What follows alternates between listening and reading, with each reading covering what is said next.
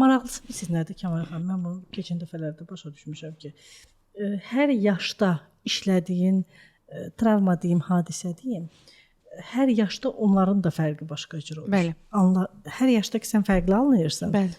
5 il bundan qabaq işlədiyim mövzunu indi işləyəndə tamam başqa bir nəticə çıxır üzə ki, sən demə o deyilmiş, əslində buymuş. Və çox maraqlıdır ki, bir hadisənin əslində ondan 20-dən artıq bir hissi qalır səndə. Bu hisslər də hər dövrdə başqa cür üzə çıxır. İnsan müdrik olur. Hər dəfə. İnsan müdrikləşir. Baxın, insan, hər şey insan öz əlindədir deyirik, amma elə deyil əlbəttə ki. Və dediyim kimi, kursda da insanın fərqindəliyi artırılır, titrəşim artırılır və artıq o suallar ki var, mənim qaynanam belədir, yoldaşım belədir, onlar hamısı qalır ikinci planda.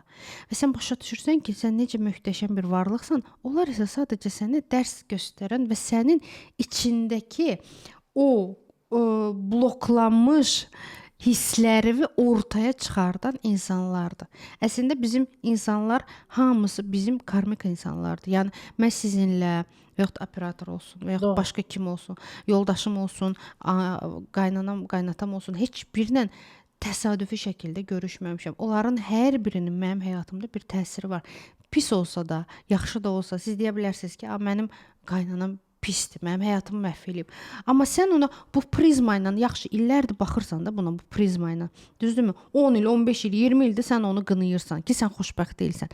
Bir nəticə çıxdı, bir şey düzəldi həyatınızda, heç nə düzəlmədi.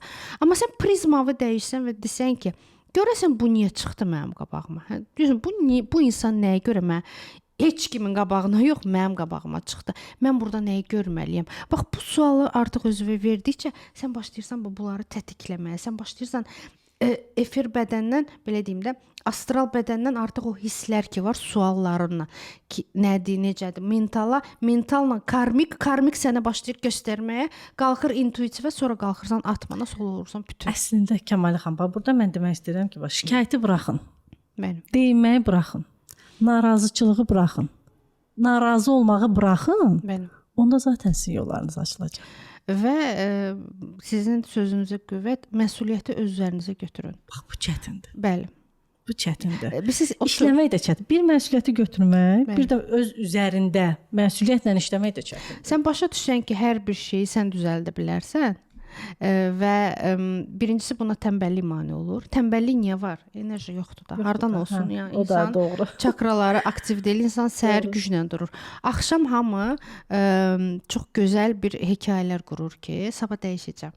Yəni sabah artıq həyatımı dəyişəcəm. Yerində uzanandan sonra, tox olandan sonra. Bəli, artıq hamısı yatıb evdə və sən telefonda, Instagramda baxırsan, YouTube-a baxırsan və deyirsən ki, mən artıq bunu belə eləyəcəm, elə eləyəcəm. Amma səhər oyanırsan, görürsən ki, elə bir daş daşımısan və oturmusan, həqiqətən də halın yoxdur. Yəni halın olmamasındır vəziyyəti.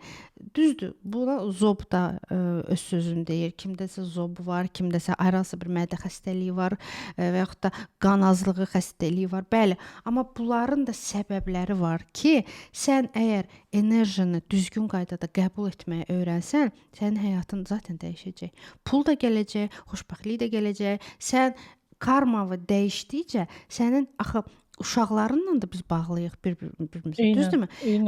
Mən karmamı dəyişdikcə mən axı orada nəsil karmanı da dəyişirəm. Bəli. Nəsil karmam dəyişirsə, mən öz uşaqlarımın da həyatını dəyişirəm. Mən bunu dəfələrlə deyirəm. Və mən artıq, mənim uşağım 14 yaşına qədər mənim səlahiyyətim altındadır. Və mən öz atmik bədənimi, 7 bədənimi, tam auramı bərpa edirəmsə, mən öz övladımın da aurasını bərpa edirəm.